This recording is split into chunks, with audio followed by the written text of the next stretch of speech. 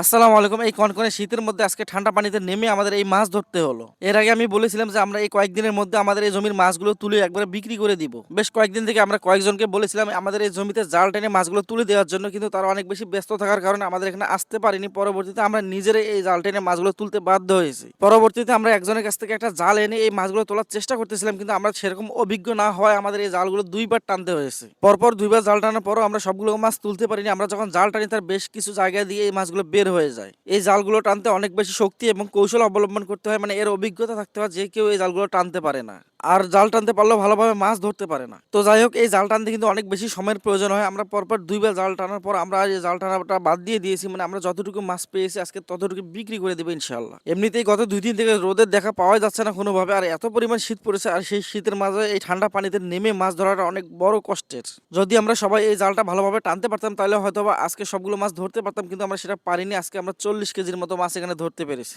আলহামদুলিল্লাহ। জমির মধ্যে এখনো অনেক পরিমাণ মাছ রয়ে গেছে যেগুলো আমরা তুলতে পারিনি। ইনশাল্লাহ কয়েকদিনের মধ্যে আমরা ভালো কাউকে এনে এই মাছগুলো তুলে ফেলার চেষ্টা করবো ইনশাল্লাহ। তো যাই হোক, দুইবার জাল টেনে মাছগুলো তোলার পর তৃতীয়বার আর জাল টানার কোনো শক্তি বা ইচ্ছাই ছিল না, যেহেতু এখন ঠান্ডা পানির মধ্যে আমরা দাঁড়িয়ে রয়েছি। আর এই পর্যন্ত আমরা আজকে এখানে রেখে দিব, আমরা পরবর্তী সময় এই মাছগুলো আবার তুলে ফেলবো। বিশেষ করে একটা কথা না বললে নাই, গত বছর আমরা প্রথমবারের মতো যখন এই জমিতে মাছ ছেড়ে মাছগুলো বিক্রি করেছিলাম তখন আমাদের অনেক টাকা লস হয়ে গেছিল। লসের প্রধান একটা কারণ হচ্ছে আমরা মাছ এখানে অনেক পরিমাণে ছেড়েছিলাম, কিন্তু এই মাছগুলোর গ্রোথ হয়নি, মানে মাছগুলো বড় হয়নি, যার ফলে আমাদের এই ছোট মাছগুলো বিক্রি করতে হয়েছে। মানে আমরা যে পরিমাণ খরচ করেছি সেই খরচটাই আমাদের ওঠেনি। এর আরেকটি অন্যতম কারণ হচ্ছে গত বছর আমরা যখন এই জমিতে মাছ ছাড়ি তখন আমাদের এই জমির গভীরতা কম ছিল, মানে পানি কম ছিল, যার ফলে আমাদের এই মাছগুলো বড় হয়নি, আমরা সেইবার লস খেয়েছি। কিন্তু পরবর্তীতে এই বছর আমরা যখন নতুন করে এই জমিটা সংস্কার করি এবং মাটি কেটে চারিদিকে বাদ দেয় এবং পানিটা অনেক বেশি রেখি, যার ফলে আলহামদুলিল্লাহ এবার আমাদের মাছের গ্রোথটা অনেক বেশি হয়েছে। কিন্তু গতবারের তুলনায় এবার আমরা মাছ অনেক কম ছেড়েছি, কিন্তু এরপরও আমাদের এই মাছগুলো অনেক বড় হয়ে গেছে আলহামদুলিল্লাহ। গত বছর আমরা সম্পূর্ণ জমির পানি শুকিয়ে সবগুলো মাছ বিক্রি করে যে টাকাটা পেয়েছি আলহামদুলিল্লাহ, এবার আমরা 40 কেজি মাছ বিক্রি করে সেই সম পরিমাণ টাকায় পেয়েছি।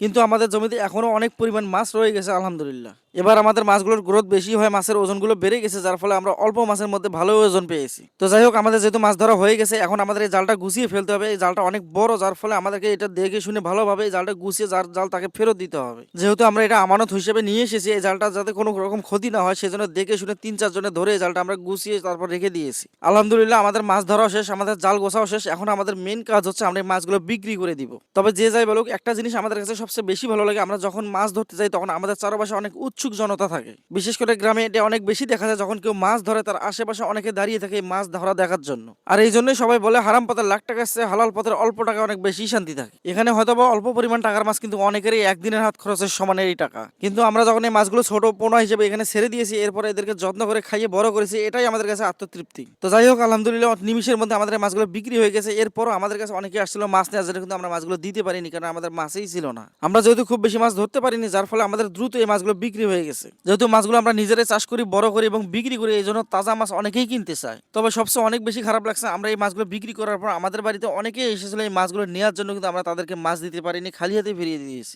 কারণ এখানে আমাদের কিছু করা ছিল না, আমরা নিজেরাই নিজেদের জন্য কিছু মাছ রাখতে পারিনি। আমরা যতটুকু মাছ ছিল সবগুলো আমাদের কাছে জোর করে নিয়ে গেছি। ইনশাআল্লাহ পরবর্তী সময়ে আমরা এই মাছের উৎপাদনটা বাড়িয়ে দেবো, যেহেতু আমরা এখন উৎপাদন নিয়ে কাজ করি। আমরা যেহেতু হাঁস মুরগি সবকিছু উৎপাদন করি আলহামদুলিল্লাহ। আমাদের জন্য দোয়া করবেন। আসসালামু আলাইকুম রহমতুল্লাহি ওয়া বারাকাতুহু।